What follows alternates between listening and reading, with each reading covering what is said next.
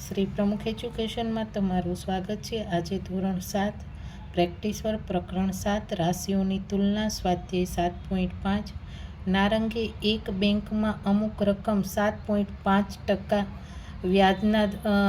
વ્યાજના દરે મૂકી 3.5 વર્ષ પછી તેને વ્યાજના ₹2100 મળ્યા તો તેણે કેટલી રકમ વ્યાજે મૂકી હશે। તો અહીંયા આપણે 7.5 બરાબર આર એટલે કે જે વ્યાજનો દર છે એ, અને વર્ષ તો કે 3.5 વર્ષ માટે બરાબર, અને આઈ આપને આપ્યું છે તો કે ₹2100। તો આપણે શું શોધવાનું છે તો કે આપણે પી શોધવાનો છે। પી એટલે કે મુદ્દલ એ કેટલી એમ, બરાબર। તો આપણે સૌ પ્રથમ તો સૂત્ર લખીએ,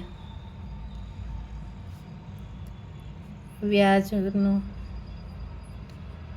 દર અથવા તો સાદું વ્યાજ, બરાબર, કોઈ પણ વસ્તુ આપણે લખી આપીએ।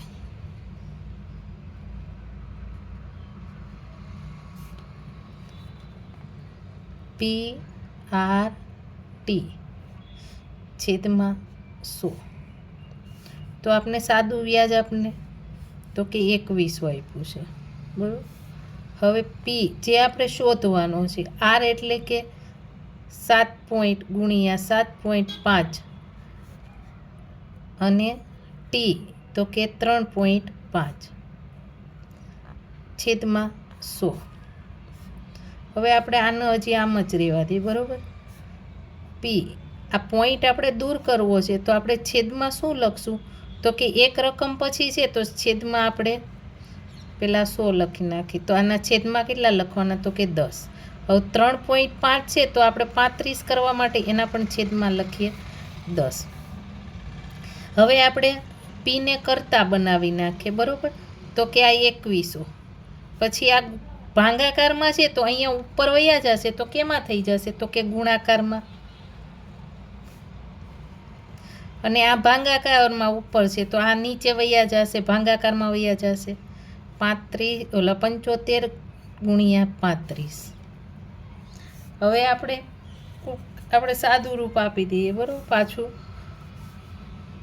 અહીં લખીએ 2100 500 10 અને 10 15 પંચા 75 7 પંચા 35 જેટલું આપણાથી ઉડે એટલું ઉડાડી નાખે તો કે 5 દુ 10 5 દુ 10 આ ઉડી ગયું, બરાબર છે। હવે 7 3 તો કે 21 ને અહીંયા 2 0 તો આપણે અહીંયા 2 0 મૂકી દઈએ છીએ, બરાબર છે, કેમ કે આ 7 તેરી 21 0 0, નહીંતર તમે 2100 ભાગ્યા 7 કરશો તો આપને 300 જ જવાબ મળવાનો છે।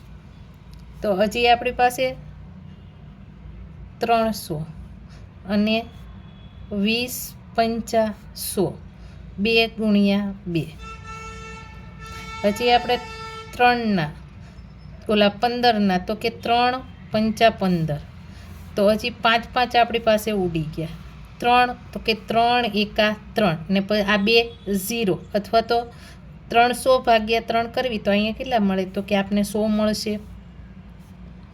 તો 100 ગુણ્યા 20 ગુણ્યા 2 અને ગુણ્યા 2 તો 2 દુ 4 4 દુ 8, બરાબર, 8 એટલે કે 80 થઈ ગયા। 80 ગુણ્યા 100 કરીએ તો આપને કેટલા મળશે તો કે 80 ગુણ્યા 100 કરીએ તો આ 2 0 છે તો 2 0 લગાવી દઈએ તો આપને 8000 વ્યાજે કેટલા મૂક્યા છે તો કે 8000 રૂપિયા। તો એ લખી નારંગે એક બેંકમાં ₹8000 મૂક્યા હશે। દાખલા નંબર 6 ઉમાકાંતે એક બેંકમાં અમુક રકમ 8.5%ના વ્યાજના દરે મૂકી 4 વર્ષ પછી તેને વ્યાજના ₹8160 મળ્યા તો તેણે કેટલી રકમ વ્યાજે મૂકી હશે।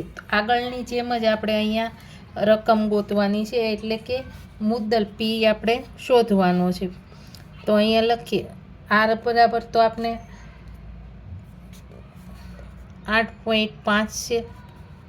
પછી વર્ષ એટલે કે ટી બરાબર આપણી પાસે 4 વર્ષ અને આઈ બરાબર ₹8,160, બરાબર, આ ટકા. તો આપણે હવે તો કે શું શોધવાનું, તો કે આપણે મુદ્દલ બરાબર પી કેટલા થાય એ શોધવાનું છે. તો અહીં લખીએ સાદું વ્યાજ એટલે કે આઈ બરાબર પી ગુણ્યા આર ગુણ્યા ને ટી છેદમાં 100. તો આપણી પાસે આઈ કેટલા છે, તો 8,160. પી જે આપણે શોધવાના છે, આર તો કે 8.5 અને ટી 4 વર્ષ છેદમાં આપણે 100. 8,160 બરાબર પી ગુણ્યા છેદમાં 100 લખી નાખીએ.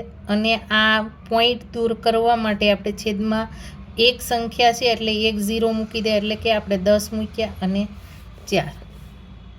હવે આપણે પીને કરતા બનાવી દઈએ, તો કે 8,160 ગુણ્યા 100 ગુણ્યા ને 10 છેદમાં 85 ગુણ્યા ને 4.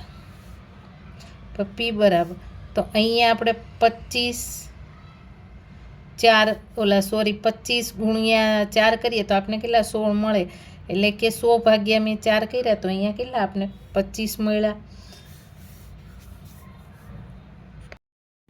8,160 ભાગ્યા હું 85 કરીશ તો આપને મળશે 96.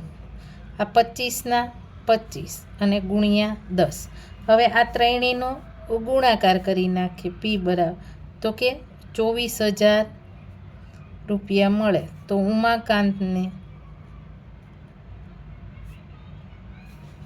₹24,000 રકમ વ્યાજે મૂકી હશે.